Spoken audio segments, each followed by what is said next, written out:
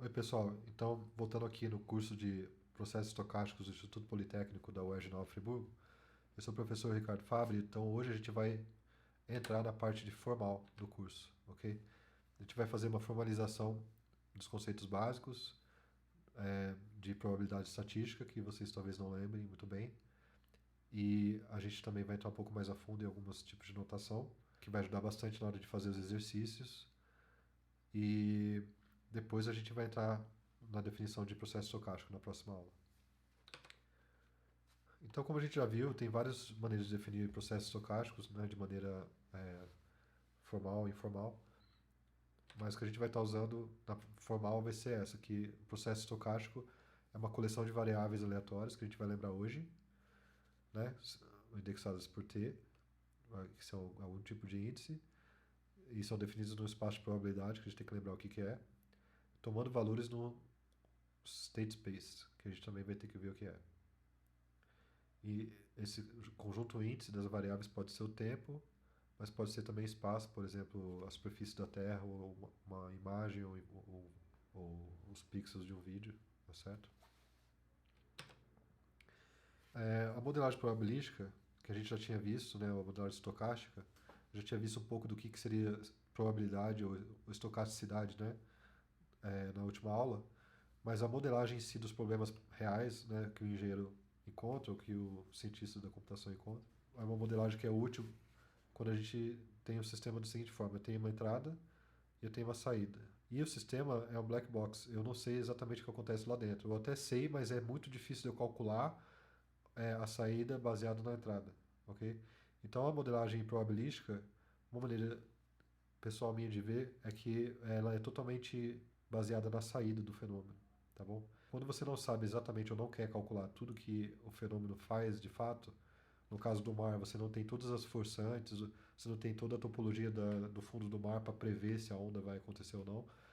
Você faz uma análise baseada na saída, nas observações em si, tá? Que é exatamente o princípio de data science. Você olhar para os dados e os dados vão te dizer mais ou menos como o fenômeno se comporta. Então, os dados aqui no caso, né, da modelagem desse black box, ou desse sistema, seria a saída. Então, eu quero modelar baseado na saída. Então, você pode pensar que o black box matematicamente seria uma função matemática, que a entrada é x e a saída é f de x, tá bom? E eu posso, se eu estivesse modelando isso como uma função, eu conseguiria modelar diversas coisas, mas nem sempre essa função de cálculo 1, né, sei lá, é diferenciável, ou é simples e tal, vai conseguir me servir para modelar diversos tipos de fenômeno. Então, eu vou querer estar modelando uma função com base nos valores que ela atinge, certo? Ou seja, a imagem, conjunto imagem da função. Ou seja, as saídas vão ser centrais para a gente. E é claro que eu vou querer olhar, ou querer estudar o que a função faz, ou as entradas também, mas o que eu quero principalmente ver é o conjunto de saídas. E partir a nossa análise como base na saída. Né? Se eu não sei muito sobre o fenômeno, o que eu vou querer fazer? Observar os dados, calcular médias, etc. Mais ou menos isso. Por exemplo, aqui eu tenho o caso do barril de petróleo. A gente tem aqui uma variação da flutuação do preço. E como eu não sei exatamente o mecanismo que gera esse preço, tudo que eu tenho, que eu estou observando é a saída da função, que é o preço. Né? Para ser estritamente falando, também observa a entrada da função, que seria o x, né? E o y seria a saída. Mas o principal para a gente é observar a saída. E aí eu tentar fazer uma modelagem grosseira seria o seguinte: qual é a fração do tempo que isso aqui é de 0 a 25? Qual é a fração do tempo que o preço ficou de 25 a 50? Ou de 50 a 75? Então eu fraciono o contradomínio e eu tento ver a fração de vezes que aquilo cai em cada um. Tá? Isso para a gente seria a interpretação de modelagem por variável aleatória. Tá? Então vamos pensar aqui, por exemplo, se o meu fenômeno é essa função aqui, de escada, tá bom? Ela não diferenciável e tal.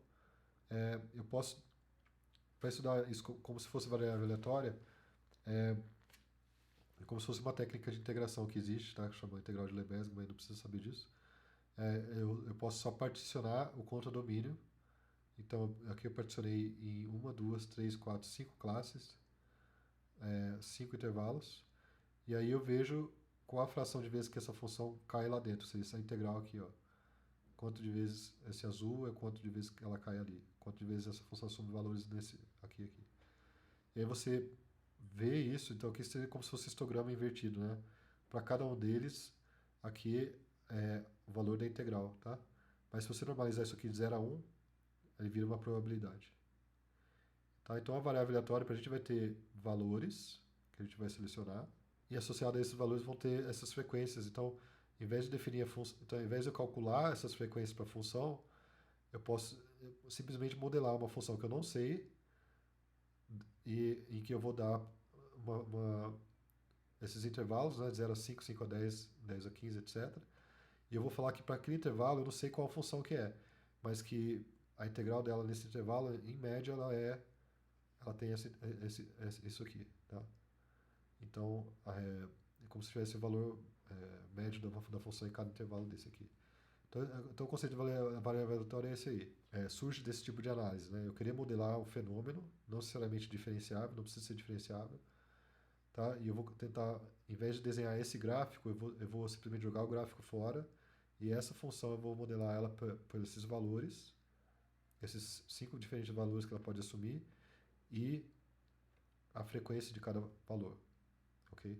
Por exemplo, se eu tiver uma flutuação assim, que seria, pode pensar, né, como se fosse do barril de petróleo lá, por exemplo. Eu poderia dividir os preços do petróleo, aqui no caso posso dividir o condomínio dessa função, essa funçãozinha aqui, na verdade. Eu divido o condomínio arbitrariamente, isso aí faz parte da modelagem de quem está trabalhando no problema, como é que eu vou dividir esse condomínio aqui, esses valores. E para cada valor eu vou associar uma probabilidade, que aí vai ser uma frequência de cada valor. Aqui no caso ele está mostrando para esse valor vermelho, a função subiu esse valor aqui, ó, nesse intervalo. Depois o preço do barril de petróleo subiu, sei lá, depois desceu de novo e assumiu o valor aqui. E todas essas vezes que ele assume esse valor, eu integro, eu somo, tá? Então, o conceito por trás de variável aleatória que eu quero que vocês tenham em mente, o formalismo é tudo para captar essa ideia que eu estou passando de maneira informal para vocês aqui. Mas o formalismo vai ajudar a gente a entender melhor. Então, modelagem estocástica, os rudimentos, né, de eu fazer uma modelagem estocástica, né, usando a teoria de probabilidade estatística e processos estocásticos moderna, a primeira coisa a minha linguagem para eu trabalhar com meus problemas de engenharia e tal, é que eu vou primeiro trabalhar com as saídas de interesse, né, que eu vou chamar de eventos, tá? E depois eu vou codificar os eventos com números, tá? Isso que a gente vai chamar, estritamente falando, de variável aleatória, tá? Mas junto a cada variável aleatória sempre vem a probabilidade, tá? Que a gente vai, né, depois que eu codifiquei os eventos com números, eu vou estar fornecendo uma porcentagem para cada evento, tá? Então, de novo, interpretação determinística para mim, tá? Eu não penso como sendo uma aleatoriedade, eu penso que da probabilidade como sendo uma fração mesmo, uma porcentagem, tá bom? Para cada evento. E eu estou tendo que fazer isso porque eu não consigo, talvez, modelar exatamente, eu não quero, porque é mais rápido eu modelar assim do que modelar exatamente como o fenômeno funciona em termos de equações exatas. Então aqui eu tenho que essas três coisas que a gente vai ter que ver. Então, eventos são saídas de interesse. Então, as saídas em si é uma coisa e as saídas que me interessam eu vou chamar de eventos. Tá? Depois, cada evento vai ter um número, a gente vai chamar isso de variável aleatória. E associado à variável aleatória, sempre vai ter uma probabilidade, que é a porcentagem para cada evento. Tá, então o que seria espaço de probabilidade? Então, espaço de probabilidade é uma tripla, tá? Pode pensar como se fosse uma classe. Você está programando C++, é uma classe, tem 3 membros nessa classe. Tá? O primeiro membro é espaço amostral, o segundo é o conjunto de eventos e o terceiro é a medida de probabilidade. Então, essa definição que eu estou dando aqui é a definição mais moderna disso daí, tá? Então, o que eu quero que vocês usem mais para ter a linguagem para não se confundir na hora de ler um exercício ou de ler o livro. Vocês têm que só dominar a linguagem em si, não vou pedir que vocês demonstrem, façam demonstrações elaboradas relativas a essa parte da teoria. Tá, mas o que interessa é o seguinte, ele vai modelar, então, é, todos os fenômenos, a gente vai ter que definir essa tripla para fazer modelagem estocástica da maneira moderna. E esse primeiro, que é o espaço amostral, ele é chamado também de sample space. Cada elemento desse cara são as saídas. Todas as saídas do sistema vão estar aqui no espaço amostral. Todas as saídas. Aquelas saídas que são de interesse eu agrupo em F. tá? Que são os conjuntos de eventos que eu vou chamar. Tá? E aí, a esses eventos de interesse, eu vou associar a probabilidade. Ok? Então é uma maneira complicada só de implementar essa ideia de modelo estocástico na linguagem, como se fosse uma linguagem de computador, mas não é no computador, é uma linguagem lógica, tá? É a linguagem da lógica matemática. Eu penso numa linguagem mesmo, tá? Que é a linguagem da lógica matemática. Como é que você roda uma linguagem da lógica matemática? Conversando com outras pessoas, vendo se faz sentido. E botando no computador para rodar também. Então, o primeiro passo para colocar no computador. Então, isso aqui é como se fosse uma linguagem de programação mesmo. Tá? Então, eu tenho uma classe, né? Como se fosse espaço de probabilidade, uma tripla simplesmente dessas três coisas. Né? Agora, vamos entrar em cada uma delas. Por exemplo, aqui no caso do conjunto de eventos, tá? As saídas é fácil, né? Eu tenho todas as saídas. Conjunto de eventos são as saídas que me interessam, tá? Como isso é modelado na linguagem matemática? Como é que isso é implementado na linguagem matemática?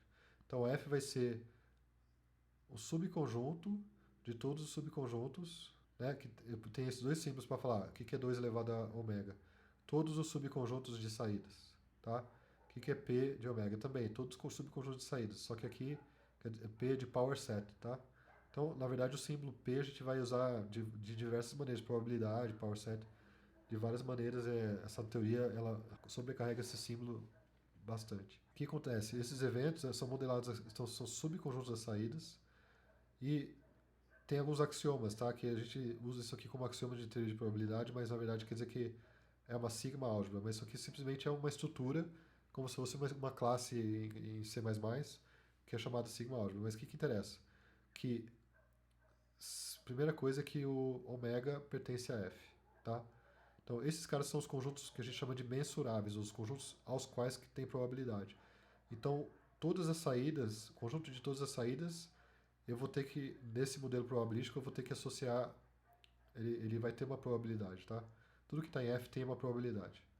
Então, todas as saídas têm uma probabilidade. Se eu tiver um subconjunto de saídas, ó, então se A é o elemento de F, então ele é o subconjunto de ômega, de saídas.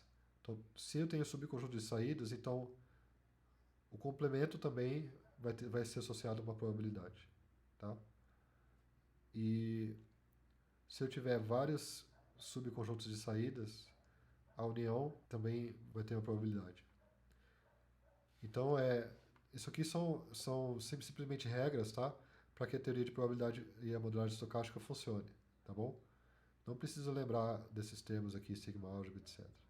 É importante a gente fazer uma revisão relâmpago a respeito de teoria de conjuntos. Tudo que a gente precisa lembrar é a diferença entre pertence e contido, ok?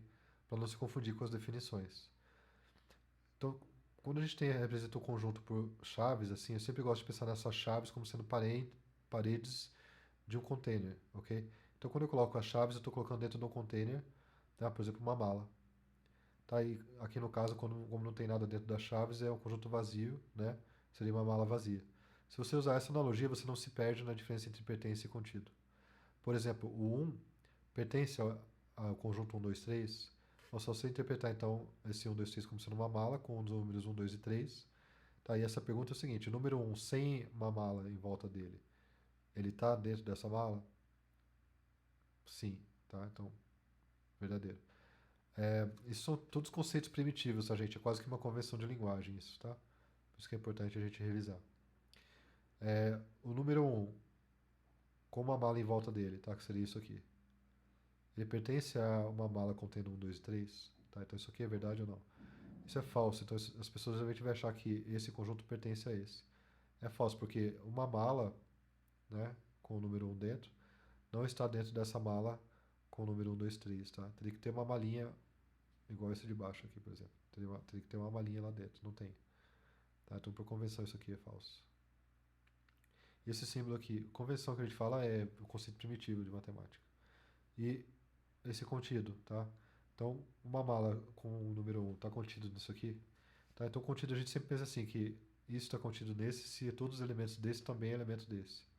Tá? Ou se o conteúdo dessa mala também é conteúdo dessa outra mala.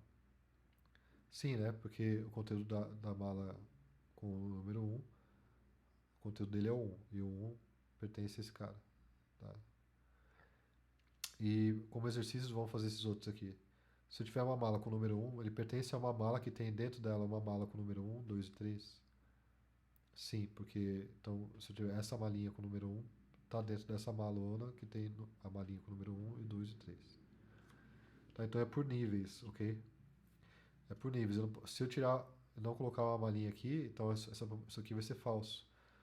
Tá? Porque esse um não está nesse conjunto. Apesar dele estar nesse segundo nível, ele está lá dentro, né, de alguma forma, mas ele, assim, sem uma malinha, não está lá dentro. Tá? Então, por convenção, a gente fala que isso aqui é falso. Tá? Por conceito primitivo de matemática. Então, sim, um não está. Que nem a interpretação disso é eu falar que o um, né, esse número um, uma laranja, você pode pensar o número um solto, não está na mala. Porque dentro lá, eu tenho o número um, mas ele está dentro de uma outra malinha. Tá? Então, na verdade, só para escrever isso aqui, eu teria que escrever dessa forma aqui para dizer isso. Tá? Então, a teoria de conjuntos, ela tem conjunto dentro de conjunto, seria a mala dentro de mala. E ela leva em consideração isso. Eu queria fazer uma busca pelo número um, teria que fazer uma busca em todos os níveis, mas não é isso que esses símbolos representam. Aqui é só no primeiro nível, tá? Então, o número um não está no primeiro nível desse conjunto, tá? Então, isso quer dizer que ele não pertence. E aqui é contido. O número um com uma malinha, ele está contido no 1, 2, 3? Não, porque o conteúdo dessa malinha com um, tá? O conteúdo dessa malinha com um é o 1.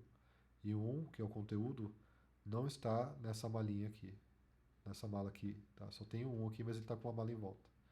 Tá? Então eu sempre faço essas afirmações em relação ao primeiro nível. É só a gente lembrar disso para não se embananar ali com o F. Então voltando aqui.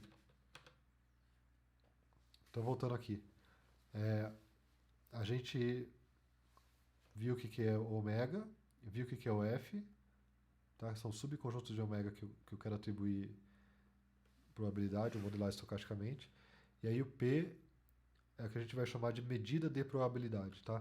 Tem vários tipos de objetos que tem esse nome probabilidade e tem essa letra P. Então tem que tomar cuidado com quais que a gente está falando. Se for esse P definido dessa forma, com esse formalismo, a gente chama de medida de probabilidade. É tudo que você tem que saber é que ele vai atribuir a cada elemento de F, que seria um evento, ele vai uma porcentagem, um número de 0 a 1. Tá? E a propriedade dessa função é que o P do conjunto inteiro, de todas as saídas, é 1. Tá? Então, todas as saídas representam 100%. E a probabilidade da união de eventos é a soma das probabilidades. Tá? Então, isso aqui são as axiomas aí de probabilidade. Tá? Tudo isso aí são condições formais, estruturais, tá? Para a gente fazer essa modelagem moderna. Mas só o que eu quero que vocês lembrem disso aqui é a linguagem. Quando eu falar de medida de probabilidade, sabe que ela está associando aos eventos uma porcentagem. E os eventos nada mais são que subconjuntos das saídas. Então, sempre que eu vou estar associando uma probabilidade, não são as saídas em si, são os subconjuntos das saídas que me interessam. Isso é importante para fazer essa teoria funcionar em diversas situações. Tá, a próxima coisa que eu quero que vocês se familiarizem e lembrem do curso de probabilidade estatística é o conceito de variável aleatória. Tá? Então, aqui a gente está na aula de formalismo, tá certo?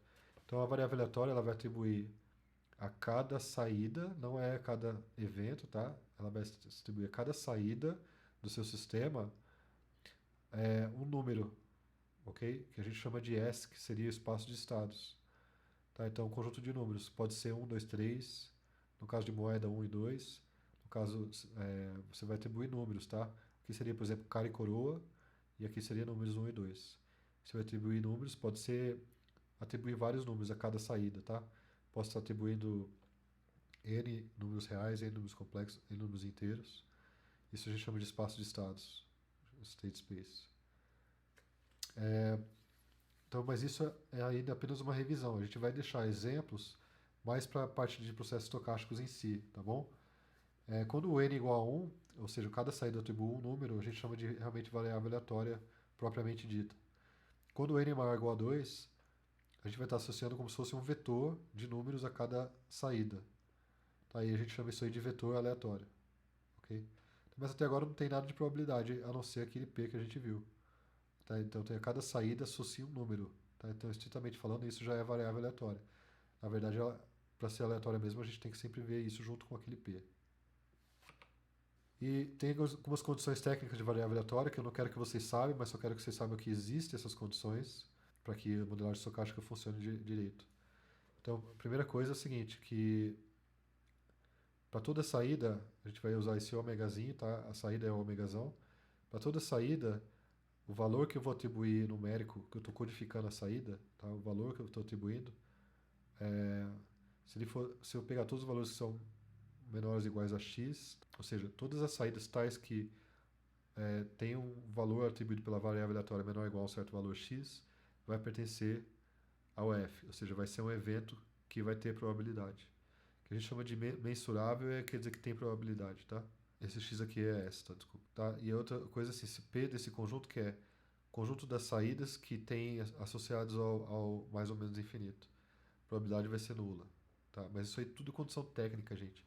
Evoluí durante anos para ver que é como se você estivesse implementando na lógica matemática, né? Um computador que tem essa linguagem de lógica matemática, é importante ter essas condições lá dentro.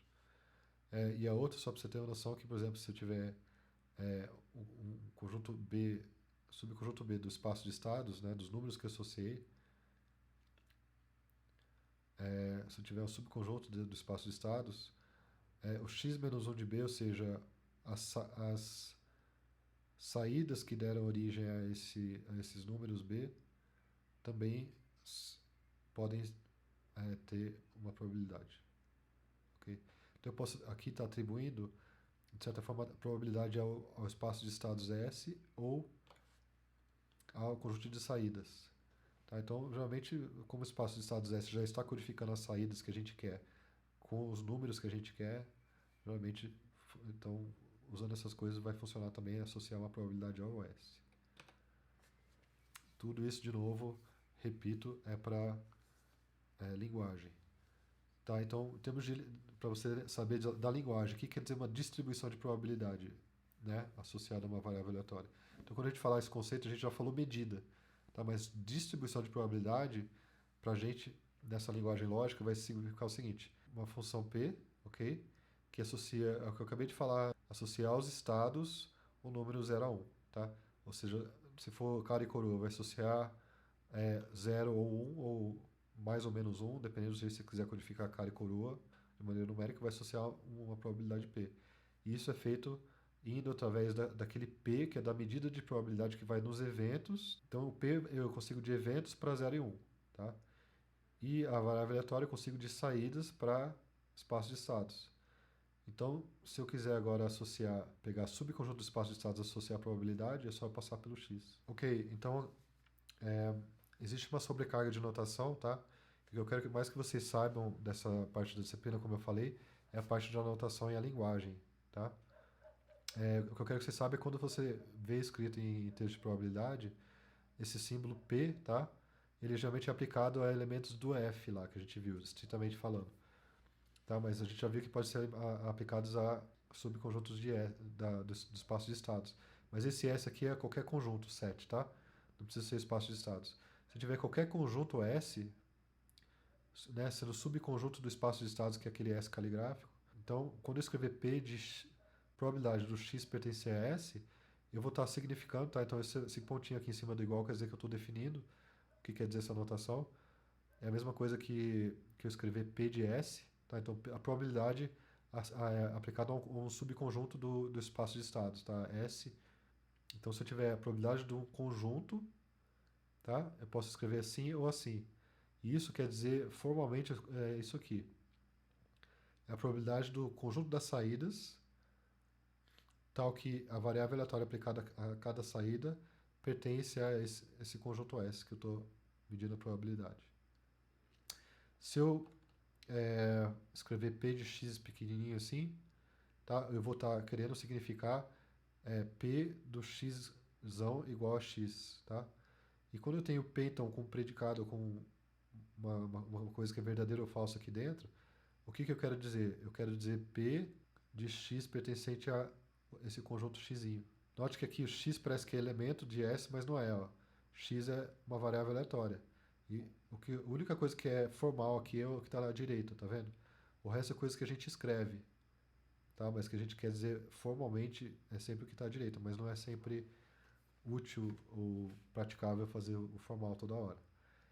Então aqui, por exemplo, voltando aqui, p de x, eu vou estar escrevendo às vezes também como se p da variável aleatória x igual a x, que quer dizer que nessa forma aqui anterior, que p de x pertencente a x, tá? E aí você pode entrar aqui e ver o que quer dizer na parte formal. Tá? Tudo isso aqui é interpretação quase que computacional do que quer dizer esses símbolos aqui. E quando eu escrever então p de x pertencente a x, ou p de x igual a x, quer dizer, eu também posso estar escrevendo p de x. Tá? E isso que a gente, às vezes, p de x, se eu conseguir definir isso aqui, dependendo do problema, a gente vai chamar isso aqui de função massa de probabilidade, ou probability mass function. E eu também posso escrever aqui dentro qualquer predicado com variáveis aleatórias. Qualquer expressão lógica de x igual a x, vírgula, y igual a y, ou qualquer tipo de ou qualquer coisa lógica aqui envolvendo variáveis aleatórias. Na verdade, isso aqui, para mim, vai ser P desse predicado mapeado de volta às saídas, tá? Então, sempre a definição formal tem que mapear de volta às saídas originais do problema, tá? E isso aí é a mesma coisa que falar que é a medida de probabilidade agora, tá? Então, é tudo sobrecarregado. Então, isso aqui é assim mesmo. Medida de probabilidade do conjunto das saídas, tal que o predicado é verdadeiro. Tá? E predicado geralmente é em função da variável aleatória. Então, acostume-se só com esses termos de variável aleatória, medida de probabilidade, distribuição de probabilidade, variável aleatória e esses tipos de notação. E saber o que realmente é formal e o que é simplesmente uma notação que a gente está abusando. Então, o P tem, dependendo do lado da igualdade que você está, o P representa coisas totalmente diferentes. Tá? Mas é isso que a gente quer dizer com essa linguagem. Então, isso aí é mais quando vocês estiverem lendo. Tá? Vamos dar um exemplo, finalmente, aqui. Eu sempre gosto dos exemplos mais simples possíveis. Então, por exemplo, no exemplo do cara e coroa. O que seria o espaço amostral, o ômega? Seria o espaço das saídas. Quais são as saídas? Cara ou coroa? E o que seria a variável aleatória que eu posso associar a isso? Bom, se eu quero implementar no computador, talvez eu queira associar 0 a cara, 1 a coroa. Tá? Então, x vai ser uma função que a entrada é uma cara ou coroa, a saída é a codificação dela 0 a 1.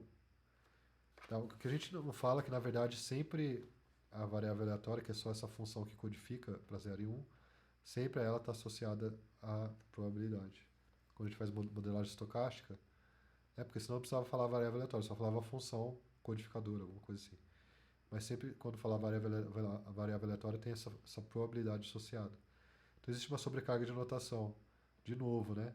Se eu escrever P, né? P desse conjuntinho aqui que tem a coroa, eu vou estar significando a mesma coisa que escrever P de x igual a coroa, tá? Porque no contexto eu já sei que essa é a variável aleatória. Que nesse contexto também é a mesma coisa que eu falar que P de x igual a 1, apesar de que o x nunca é igual a tail, né? Mas como ele está codificado como 1, é a mesma coisa que escrever isso. Então às vezes eu posso abusar assim, tá? A probabilidade de ser cara ou coroa. Mas no fundo a gente sabe que eu estou querendo mapear aqui para a linguagem formal, que seria a nossa implementação na linguagem lógica. E P de 1 também, tá? Então eu posso abusar da notação e escrever. Quando eu escrevo P de 1, é uma maneira rápida de dizer P de x igual a 1, por exemplo. Tá? Aqui na prática, a única coisa formal de tudo isso aqui, na prática tu quer dizer isso aqui, que é a medida da probabilidade associada a esse conjunto, tá? E aqui é como se fosse a distribuição. Tá, e a gente assume, então, na hora que a gente está modelando o cara e coroa, a gente não sabe, mas a gente assume que a fração de vezes que sai heads, ou a fração de vezes que sai tails, ou essa medida de probabilidade que eu vou dar a esse conjuntinho que só tem cara ou coroa, vai ser 0,5. Tá? Então isso faz parte da modelagem estocástica que a gente vai estar dando. A gente está imaginando uma função que sempre dá 0 a 1, e eu estou modelando essa função pela chance de dar cara ou coroa. Isso já implica P nos demais subconjuntos. Então, se eu defino só a probabilidade para um elemento, no caso discreto, né, que é a massa, né, é uma maneira fácil de definir a probabilidade para todas as possíveis combinações de cara e coroa que a gente possa estar interessado. Então, eu não preciso definir para todos os subconjuntos que tiver. E esse é o mesmo conceito que a gente já tinha visto aqui de variável aleatória, né? Eu pegar uma função, aqui no caso da moeda, é sempre essa função vai ser 0 a 1, porque eu codifiquei assim, né? Vai ficar variando de 0 a 1 quando eu pego o cara e a coroa, aqui são as vezes que eu jogo. E essa função 0 a 1 eu estou modelando ela para essas porcentagens.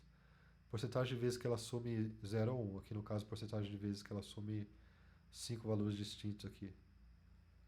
Tá? Então, é daí desse conceito primitivo que sai essa modelagem. E aqui a gente tem outro termo que confunde bastante, que além da distribuição de probabilidade, a gente tem medida de probabilidade, etc. E a gente já tem agora, quando a gente usa esse termo no começo, que é função de distribuição de probabilidade, né? Principalmente nesse livro, a gente vai estar chamando isso aqui de função de distribuição cumulativa. É a mesma coisa. Tá? Cuidado, então, quando a gente não usa essa função, a gente vai ter só distribuição de probabilidade. E quando a gente usa a função antes. Quando a gente usar a função antes, vai ser essa cumulativa. E essa função de distribuição de probabilidade funciona bem quando x é contínuo. Tá? Então, se a x é contínua, por exemplo, aqui eu estou associando a cada saída valor real, né? Diferente do caso da moeda, que é só 0, 1. Então, outra forma de especificar P, tá? Então, eu defini essa função f associada à variável x, que vai dos reais a 0, 1. E essa fx é como se fosse probabilidade, mas ela é definida com base na medida de probabilidade. Então, esse fx aplicado a x, tá? Esse R é o espaço de estados. Então, f de x aplicado a x vai ser definido como sendo a medida de probabilidade do conjunto das saídas, tal que a variável aleatória dessa saída é menor que um certo valor x. Tá? Isso é a mesma coisa que, nessa notação mais conveniente, p da variável aleatória x ser menor ou igual a valorzinho x. Tá? Se você quiser uma coisa lógica 100%, você olha aqui, na hora de confusão. Mas você pode pensar sempre assim direto. Mais fácil de pensar assim, né? Então, isso aqui, se eu consigo definir esse tipo de função de distribuição cumulativa para o problema que eu estou trabalhando, eu consigo definir o P também. Tá? Então, ela completamente determina uma função de distribuição de probabilidade. Então, eu posso definir uma cumulativa primeiro, e é uma forma de especificar a medida de probabilidade ou distribuição de probabilidade. Então, por exemplo, P aplicado ao subconjunto dos reais seria geralmente os intervalos que a gente está interessado. Os intervalos são, sei lá, a probabilidade da altura de uma pessoa estar entre A e B. Isso pode ser definido como essa função cumulativa de B menos a função cumulativa em A. Tá?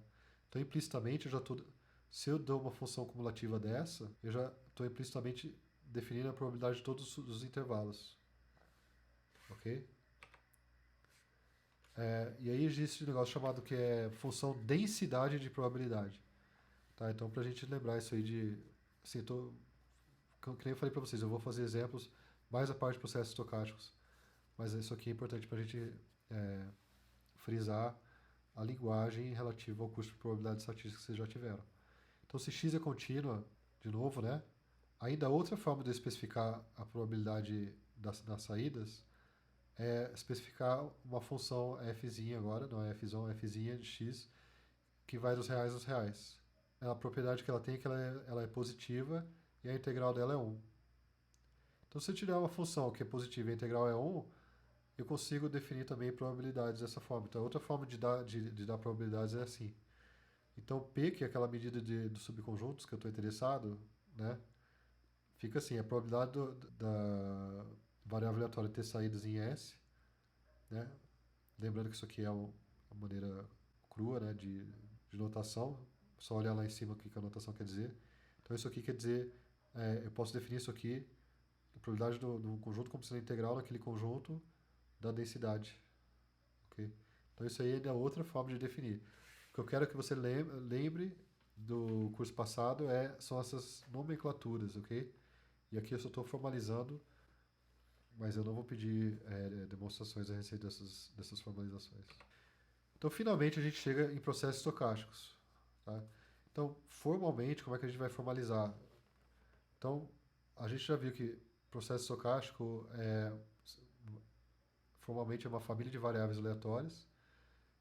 As variáveis aleatórias que eu vou ter é x, só que agora ao invés de ser a x aplicada à saída do sistema, eu vou ter aplicado a um índice e uma saída, tá? Então aqui no caso o índice t e uma saída ômega. A variável aleatória vai associar então a cada t e a cada saída um valor no espaço de estados x, t, w.